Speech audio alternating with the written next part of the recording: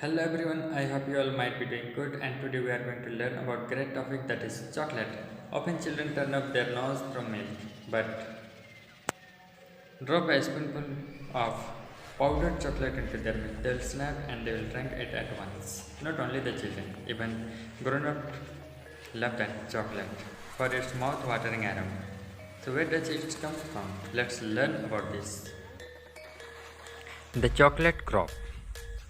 Chocolate comes from the cocoa trees which is grown in the tropics.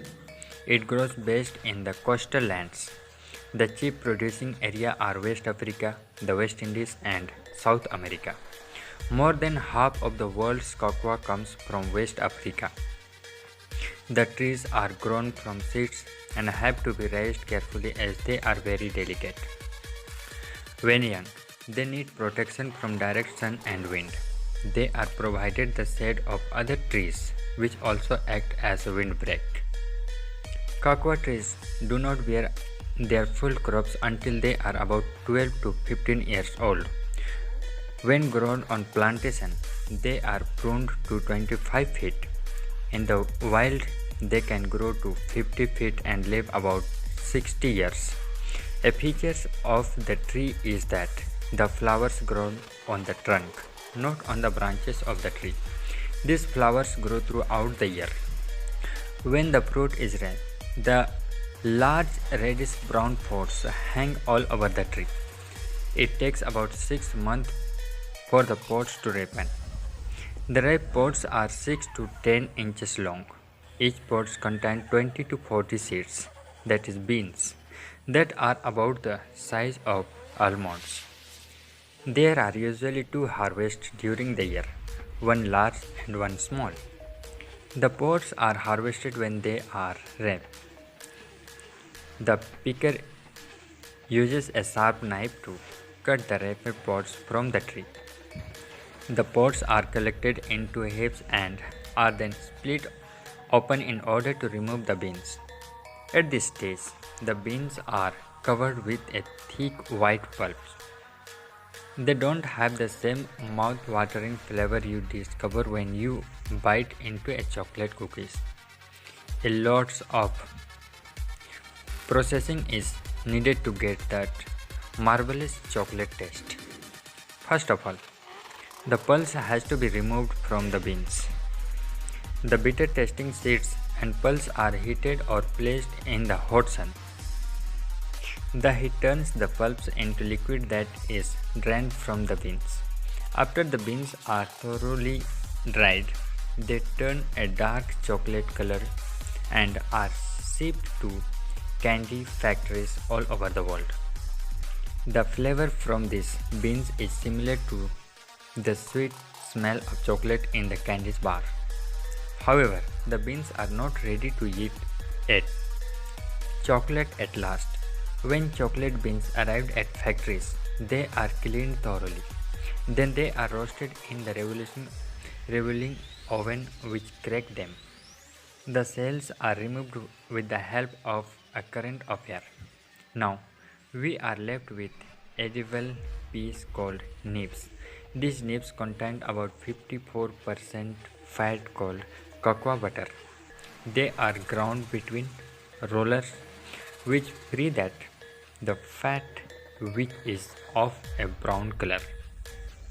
The fat is then treated in powerful presses which turn it into a hard cake. Some of the fat is allowed to squeeze out of the press. The hard cake is then crushed and sifted to have the familiar brown cocoa powder. In the manufacture of edible chocolate, the roasted nibs are crushed, mixed with sugar and made into a paste. Dried cow milk is added to the mixture if milk chocolate has to be made. Usually, vanilla or other flavoring are also added. Machines turned this paste into thin, dry flakes. These flakes are then put in big oblong trunks. In each of these trunks, a granite roller is pushed backward and forwards for several days. The chocolate now becomes a fine, rich liquid. This liquid is then run into polished molds where it is left to solidify. When the mold is given a gentle tap, the solid block comes out. Chocolate in your diet. Chocolate bars are good source of minerals and vitamin B. They add a lot of calories to your diet. One small chocolate bar has about the same number of calories as 2 bananas or 150 grams of cheese. But chocolate, like coffee, contains caffeine, which can keep you awake when your body needs rest. So be aware, don't eat too much of chocolate. Chocolate conquers the world. When Columbus returned from his voyage to Central America in the 16th century, he brought back to Spain some cocoa beans and also the secret of a drink made by the Aztecs who lived there. The drink was made from crushed cocoa beans and water. It was known as chocolate. The Aztecs drank it cold. They flavored it with spice and seasoned it with pepper. The Spaniards prepared the drink in the similar way, but mixed it with sugar instead of pepper. They kept the secret of this drink for about 100 years. Then, in the 17th century, knowledge of this wonderful drink spread to France and the rest of Europe. It became a popular drink among the rich.